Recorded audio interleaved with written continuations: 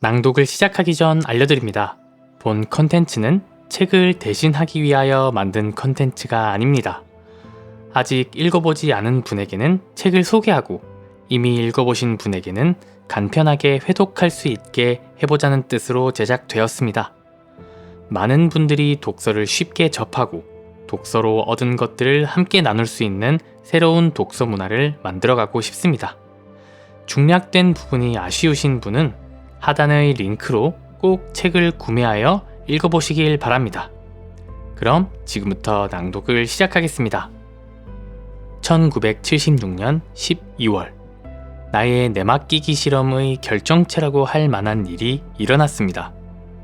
앨런 로버트슨의 과외 선생이 되고 산타페에서 학생들을 가르치고 바바를 게인즈빌로 초청하는 일에 마지못해서나마 자신을 내맡김으로써 내 삶의 경로가 바뀌었던 것처럼 내가 선택한 길에서는 어긋난 것처럼 보이지만 사실은 내 삶의 운명과 완벽하게 일치하는 일을 나는 다시 한번 맡게 될 것입니다. 산타페 수업을 마치고 집에 돌아와서 숲속을 조용히 거닐고 있을 때였습니다. 나는 사원 앞으로 연결되는 작은 길로 내려오고 있었는데 무언가를 보고 바로 걸음을 멈춰섰습니다. 사원 바로 앞에 보안관 순찰 차량이 주차되어 있었던 것입니다. 순찰차나 그 옆에 서 있는 제복 차림의 보안관이나 상당히 위협적인 것은 내 한 가지였지요. 이곳에서 그렇게 오래 살았어도 경찰관을 본 적은 한 번도 없었습니다. 여기 책임자십니까? 머릿속 목소리는 이게 대체 무슨 일이냐며 혼비박산한 채 상황을 파악하려 애썼습니다. 왜 보안관이 여기 있지? 뭐가 잘못됐나? 사원 안을 들여다보고 온갖 종교의 저 이상한 성상들을 본 건가? 여기는 중북부 플로리다잖아. 내가 대체 무슨 일에 휘말린 거지? 머릿속으로는 온갖 생각들이 휘몰아쳤지만 다행스럽게도 말은 꽤 정상적으로 나왔습니다. 네, 맞습니다. 제가 책임자입니다. 무슨 일이실까요? 놀스 보안관보는 사원을 가리키며 이 건물을 내가 지은 것이 맞느냐고 물었습니다. 그렇다고 하자 그는 자신이 집을 증축하려고 하는데 그 공사를 맡아줄 수 있겠느냐고 했지요. 그는 삼나무로 만든 사원의 시골풍 분위기며 목공 솜씨에 좋은 인상을 받은 모양이었습니다. 그는 차고를 집과 연결시켜서 생활 공간으로 리모델링 해줄 건축업자를 찾고 있었습니다. 말문이 막혔습니다. 건축업자라니. 그런 것은 생각해 본 적이 없었습니다. 물론 나는 내 땅에 건물을 몇 채 짓기는 했지만 다른 사람을 위해 건물을 지어줄 생각은 한 번도 해본 적이 없었습니다. 게다가 그 다른 사람이 보안관보 같은 공무원이라니요. 나는 두 가지 상반되는 반응이 머릿속에서 오가는 것을 지켜보며 잠시 서 있었습니다. 하나는 이렇게 말하는 목소리였습니다. 말도 안 돼. 하기 싫어. 난 바빠. 산타페에서 학생들도 가르치고 무엇보다도 난 건축업자가 아니잖아. 다른 하나는 말이 필요 없이 그저 고요하고 평화롭게 그것을 자각하고 있는 느낌이었습니다. 그것은 내가 삶에 자신을 내맡기겠노라고 했던 서약을 지키려면 이 일이 나를 어디로 데리고 갈지를 끝까지 지켜봐야 한다는 것을 알고 있었습니다. 나는 숨을 한 번 크게 들이쉬고 보안관보를 쳐다보며 말했습니다. 그렇게 하죠. 기쁜 마음으로 공사를 도와드리겠습니다. 자, 여느 때와 마찬가지로 그렇게 말은 내뱉어졌습니다. 이제 나는 이 새로운 내맡김이 나를 어떤 마법의 토끼굴로 인도할지를 지켜보고 있기만 하면 될 것입니다. 놀스 보안관보는 내 첫 번째 건축 일의 의뢰인으로서는 완벽한 사람이었습니다. 그는 자신이 무엇을 원하는지 정확하게 알고 있었고 실비정산으로 일을 진행할 수 있게 해 주었습니다. 실비정산은 꼭 필요한 조건이었지요. 내 형편상 그에게 먼저 정확한 가격을 제시할 수도 자재를 내 돈으로 구입할 수도 없었기 때문이지요. 당신의 벌이나 절약 습관 등을 감안한다면 나는 그 누구보다도 훨씬 저렴한 가격으로 공사를 진행했다고 자부할 수 있습니다. 조수 한 명 정도는 필요한 상황이었는데 사원의 새 거주자였던 라다가 그 일을 자원했습니다. 대학의 크리스마스 방학을 맞아 사원에서 지내던 그녀는 자신이 망치도 다룰 줄 알고 제 몫은 충분히 해내는 사람이라고 자부했습니다. 우리는 작업용 앞치마를 둘러매고 집을 지으러 마을로 갔습니다. 내가 요청하지도 예상하지도 않았던 그 일은 나의 건설회사 빌트 위드 러브 탄생의 기원이 되었지요. 놀스 보안 관보는 우리 솜씨에 무척 만족하며 주변에 입소문을 내주었습니다. 얼마 지나지 않아 나는 엘라추아 카운티 보안부서 사람들의 인테리어 공사를 수도 없이 맡게 되었지요. 나는 그때도 늘 꽁지머리에 샌들 차림이었지만 나의 외양에 신경 쓰는 사람은 아무도 없었습니다. 라다는 파트타임으로만 일할 수 있었기 때문에 몇몇 일은 나 혼자서 해냈습니다. 나는 벽난로를 설치하고 몇 개의 차고를 짓고 수도 없이 많은 현관을 만들었습니다. 나는 내가 하는 일 하나하나가 우주가 직접 내게 주문한 것처럼 대했습니다. 실제로 그러했기 때문이지요. 내가 집중 수행을 주최하면서 봉사에 대해 배운 것처럼 이 모든 훌륭한 사람들을 위해 집을 고치는 것 역시 내 영적 수행의 일부가 되었습니다. 나는 생판남이었던 사람들의 삶에 기쁨을 줄 수 있는 기회를 갖게 된 것입니다. 나는 건축 일의 그런 면이 정말 마음에 들었기 때문에 무료 봉사라고 해도 아주 기쁜 마음으로 일을 했을 것입니다. 하지만 일은 그렇게 흘러가지 않았습니다. 나는 작업의 대가로 돈을 받는 것과 사업을 운영하는 일을 받아들여야 했습니다. 삶은 나로 하여금 영적인 자아관념을 내려놓게 만들었고 나는 그 빈자리를 다른 것으로 채우지 않기 위해 언제나 깨어있고자 애를 썼습니다. 나는 그저 무슨 일을 하건 그것에 온 마음을 쏟아부었지요. 산타페에서 학생들을 가르치는 것이나 사원에서 아침 저녁으로 사람들을 만나는 것이나 집중수행을 주최하는 것이나 건축 일을 하는 것이나 아무런 차이가 없었습니다. 이 모든 일에는 한 가지 공통점이 있었지요. 바로 이 모두가 내 머리로는 이해할 수 없는 삶의 흐름에 내맡겼을 때 주어지는 일이라는 사실입니다. 일어나게 될 일이 일어날 때 사건들이 하나하나 맞물리며 자연스레 펼쳐지는 광경을 보고 있노라면 참으로 놀라운 마음이 듭니다. 우선 나는 늘어나는 수입을 받아들여야 했습니다. 내가 맡은 일은 모두 소규모 리모델링 작업이었지만 그래도 내가 평소에 만지던 것보다 훨씬 큰 돈이 들어왔습니다. 그 와중에 라다가 회계 일을 한 적이 있다는 사실을 알게 됐습니다. 아버지가 플로리다주 농업관청의 청장이었는데 그곳 회계부서에서 여름 방학 때마다 아르바이트를 했던 것입니다. 손이 계산기 위를 날아다니는 것이 라다만큼 계산기를 빨리 두드리는 사람을 나는 그때 처음 봤습니다. 나 역시 대학에서 회계를 부전공했기 때문에 우리는 함께 회사의 회계 시스템을 구축했습니다. 창업에 대해 조언을 구하고자 CPA이자 매제인 하비에게도 연락을 했는데 내 전화를 받고 그가 얼마나 놀랐을지는 안 보아도 눈에 선합니다. 그는 빌트 위드 러브를 설립하는 데 필요한 서류 작업을 도맡아주면서 회계장부 검토 및 소득 신고서 작성까지 처리해주겠다고 나섰습니다. 아마 빌트 위드 러브는 CPA가 있는 가장 작은 규모의 회사였을 것입니다. 언제나 그랬듯이 나는 이 모든 일만으로도 좀 지나친 게 아닌가 생각이 들었습니다. 하지만 정말 일어날 법하지 않은 일이 그 다음에 벌어졌습니다. 빌트 위드 러브를 세운 지 얼마 지나지 않은 일요일, 우리는 명상이 끝난 후 모두 들판에 모여 있었습니다. 크게 원을 그리고 둘러앉아 모임의 공지사항을 발표한 뒤 차와 쿠키를 들며 담소를 나누는 것이 우리의 전통이었지요. 공지사항을 발표한 후였는데 한 남자가 다가오더니 내가 일을 시작했다는 소식을 들었다며 말을 건넸습니다. 나는 그렇다고 했고 그는 혹시 건축업자 면허가 필요하냐고 물었습니다. 지금까지는 필요한 모든 허가를 집주인이 직접 해결했지만 이제부터는 큰 규모의 일거리가 들어올지도 모르므로 도급업자 면허가 있는 편이 훨씬 좋았습니다. 내가 관심을 표하자 그는 자신에게 건축업자 면허가 있으니 필요하다면 얼마든지 사용하라고 말했습니다. 머리부터 발끝까지 히피 같은 사람이었기 때문에 나는 그가 면허를 가진 도급업자라고는 상상도 못했습니다.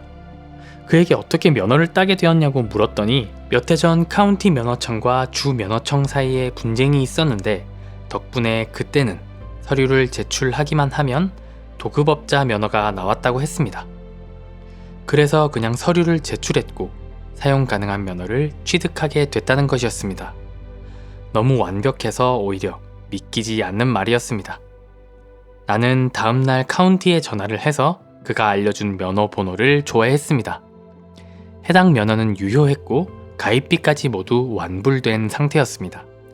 덕분에 빌트 위드 러브는 면허가 필요한 모든 일거리를 맡을 수 있게 되었습니다. 지금까지의 삶만 해도 충분히 놀라운데 그것만으로는 부족했던 것인지 나는 이제 공식 도급업자가 되었습니다. 그리고 그것은 다행스러운 일이었지요. 아주 특별한 건축일이 얼마 후 사원 부지에서 진행됐기 때문입니다. 바로 도나의 오두막이었지요. 3.6m 곱하기 4.8m짜리 오두막은 그녀가 곧 태어날 아기와 함께 지내기에는 다소 좁은 편이었습니다. 몇 달 전에 그 면허를 받지 않았다면 나는 도나의 집을 증축할 수 없었을 것입니다. 하지만 내가 거듭 내맡긴 결과 우주의 완벽한 흐름은 있는지조차도 몰랐던 문제를 찾아서 해결해 주었지요.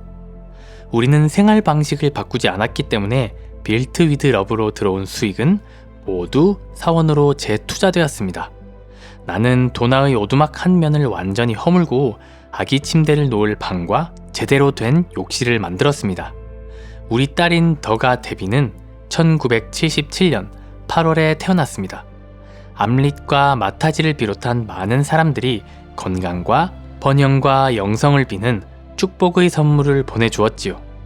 딸아이는 영성 공동체에서 태어난 셈이었습니다. 나는 이 아이가 어떻게 성장할지 무척 궁금했습니다.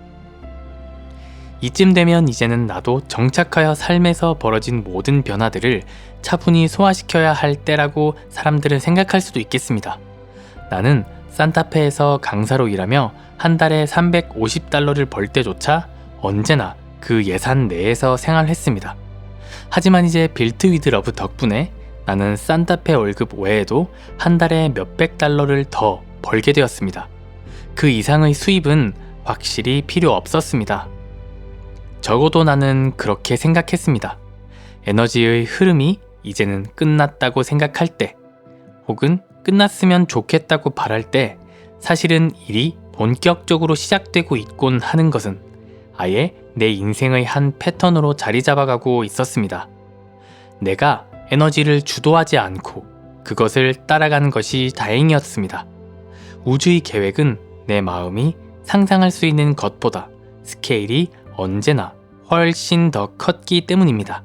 더가가 태어나기 직전에 나는 게인즈빌에 위치한 ABC 주류점을 의류 매장으로 바꾸고 싶어하는 업체로부터 전화 한 통을 받았습니다. 상업적인 일은 한 번도 해본 적이 없었지만 빌트 위드 러브의 면허 덕분에 우리는 그 일을 맡을 수 있었습니다. 그쯤 전담 작업팀이 대부분의 실무를 담당하고 나는 픽업 트럭을 타고 이리저리 다니며 건축업자 노릇을 하고 있을 때였습니다. 나는 그 일을 따냈습니다. 하지만 본격적으로 공사를 시작하기도 전에 재미있는 일이 벌어졌지요. 매장 오픈을 총괄하던 여성 담당자가 전화를 해서는 미팅을 해야 하니 즉시 자기가 있는 곳으로 오라고 통보했습니다. 오라는 곳으로 가니 그녀는 계획이 변경되었다며 추가 작업이 필요하다고 설명했습니다. 그러자면 가격 조정이 필요하다고 내가 말하자 담당자는 매우 짜증을 내면서 비용 따위는 상관없으니 일만 당장 끝내달라고 고집을 부렸습니다. 담당자의 에너지가 점점 격렬해졌기 때문에 나는 호흡을 고르고 만트라에 집중하기 시작했습니다. 그때 이미 나는 현실에서 일어나는 모든 일을 나 자신을 내려놓고 중심을 잡기 위한 기회로 사용하고 있었습니다.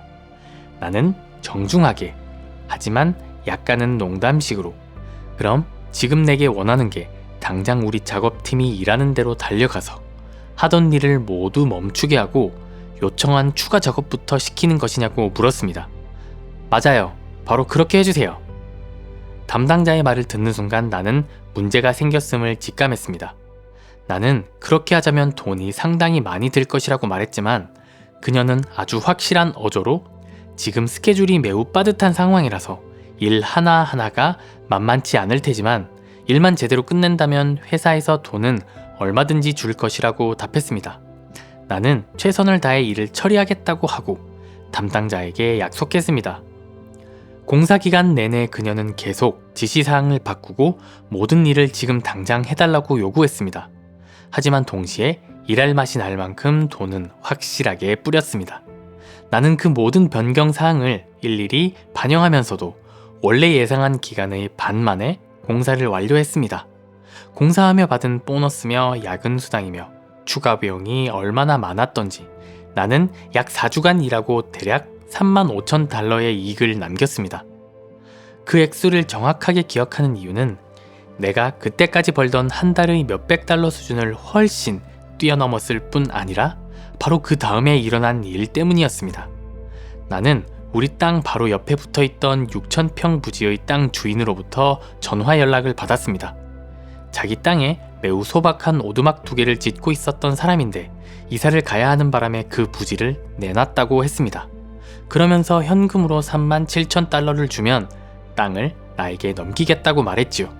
그 희한한 일로 번 돈이 딱 그만큼이었다는 사실에 겸허해졌다라고 말하는 것은 실제로 내가 느낀 감정을 제대로 표현해주지는 못합니다. 나는 평생 잊지 못할 동시 발생적인 흐름을 본 것입니다. 기존의 12,000평이었던 사원을 더 넓히는 것이 우주의 계획 중 일부였을까요? 나는 사원 확장에는 아무 관심이 없었습니다. 그것에 대해서는 생각해 본 적도 없었지요. 하지만 나는 돈이 생겼고 그 돈이 쓰여야 할 곳은 누가 봐도 명백했습니다. 그 어느 곳도 나와는 상관없었습니다. 나는 그저 중개인이자 관리인이었지요. 나는 그 돈이 내 돈 같지가 않았습니다. 나는 한 번도 돈을 바란 적이 없고 빌트 위드 러브로 일을 수주하고자 애를 쓰지도 않았습니다. 일거리는 입소문을 타고 꼬리에 꼬리를 물고 이어졌고 나는 그 일 하나하나를 최선을 다해 맞이했습니다. 이제 내가 해야 할 일은 단 하나, 그저 옆에서 물러난 뒤 그 이상한 일로 번 돈을 이용해서 사원 명의로 이웃의 부지를 구입하는 것이었습니다. 라다와 내가 놀스 보안 관보의 차고 공사를 끝낸 지 1년도 채 지나지 않았을 때였습니다. 빌트 위드 러브는 작업 전담팀이 2개로 늘어날 정도로 성장했고 라다는 정식 직원으로서 사무실 관리와 회계를 담당했습니다. 우리는 점점 더 많은 일을 맡게 되었고 일의 규모도 점점 더 커졌습니다.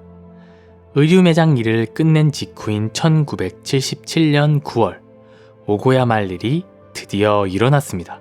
한 젊은 부부가 집을 지어달라고 의뢰한 것입니다. 그때까지 빌트 위드 러브는 리모델링 일을 주로 했고 공사에 필요한 비용은 언제나 집주인이 조달했습니다. 그러나 집을 지으려면 회사가 은행에서 공사비 대출을 받아야 했습니다. 문제는 나에게 내 이름으로 된 자산이 없었다는 점입니다. 모든 것을 사원 앞으로 넘겼기 때문입니다. 빌트 위드 러브에서 발생하는 수익 역시 전부 사원으로 기부되고 있었습니다. 그러니 회사나 나나 첫 번째 공사비 대출에 필요한 대차대조표가 없었지요. 나는 우리가 집을 지을 운명이라면 어떻게든 되겠지 라는 마음가짐으로 일을 진행했습니다. 나는 예전에 했던 공사들의 주인들로부터 추천서도 받고 9개월간의 재무상태표를 합쳐서 빌트 위드 러브의 포트폴리오도 만들었습니다. 회사가 벌어들인 돈은 채 10만 달러도 되지 않았지만 내가 주택 건축에 경험이 있다는 사실을 보여주기 위해 내 땅 위에 지어진 건물들 역시 목록에 넣었습니다. 그리고 이 대출 신청서와 포트폴리오를 수많은 은행에 뿌렸지요. 이후 면접날이 되어 은행을 방문했을 때 나는 차례차례 거절당했습니다. 이유는 간단했습니다. 빌트 위드 러브는 첫 번째 공사비 대출에 필요한 자격을 갖추지 못했다는 겁니다. 포기하기 전에 나는 삶과 게임을 했습니다. 나는 딱 은행 한 곳만 더 가보고 그래도 안 되면 주택 건축이 우리 일이 아니라고 생각하기로 마음 먹은 것입니다.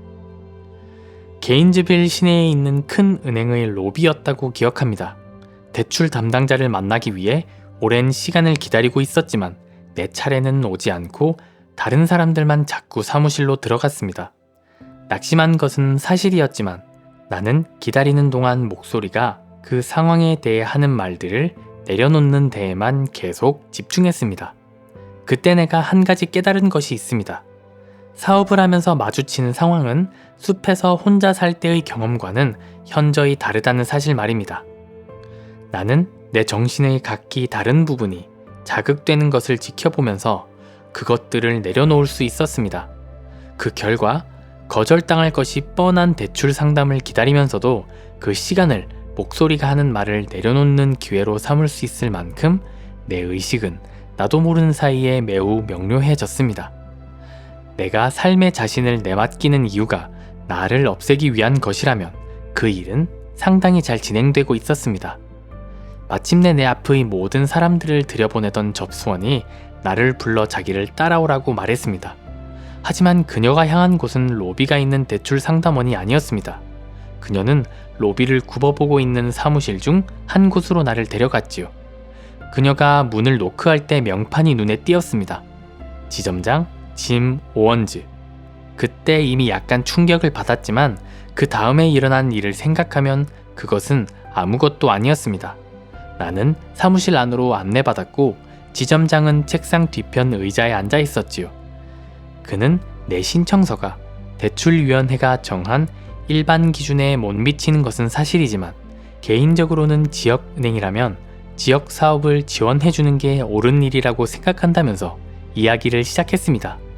알고 보니 짐 오원즈는 내 신청서에 지대한 관심을 갖게 되어 급기야 내 부지로 직접 차를 몰고 내려와 창문 너머로 내 집과 사원의 내부까지 들여봤던 모양입니다. 그는 그 후 직접 대출위원회를 찾아가서 나의 신청서를 손수 처리했습니다. 그리고 지금 2만 달러의 건축 대출이 승인되었으며 이번 일로 자기 목이 위태로워질 수도 있으니 자신을 제발 실망시키지 말아달라고 내게 얘기하고 있는 것이었습니다. 앨런 로버트슨, 라마 말론, 놀스 보안관보는 대체 누구일까요? 이들은 신의 사자처럼 내게로 와서 내가 무엇을 해야 할지를 말해주었습니다. 산타페에서 아이들을 가르치고 바바를 게인즈빌로 초대하고 빌트 위드 러브를 시작하고 계속해서 주택을 지으라고 말입니다. 내가 그 자리에서 할 수 있는 일이라고는 그저 감사를 표하며 당신을 실망시키느니 차라리 죽겠다고 확답해주는 것뿐이었습니다. 젊은 부부는 펄쩍 뛰며 좋아라 했고 우리는 그들에게 아름다운 작은 집을 만들어 주었습니다.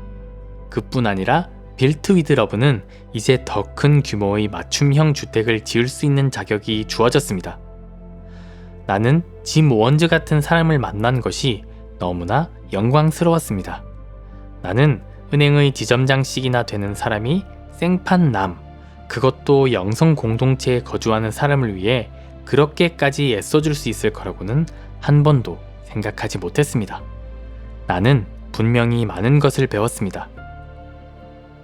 짐 오원즈와의 인연이 거기까지였다고 생각했다면 나는 완전히 틀린 것이었습니다.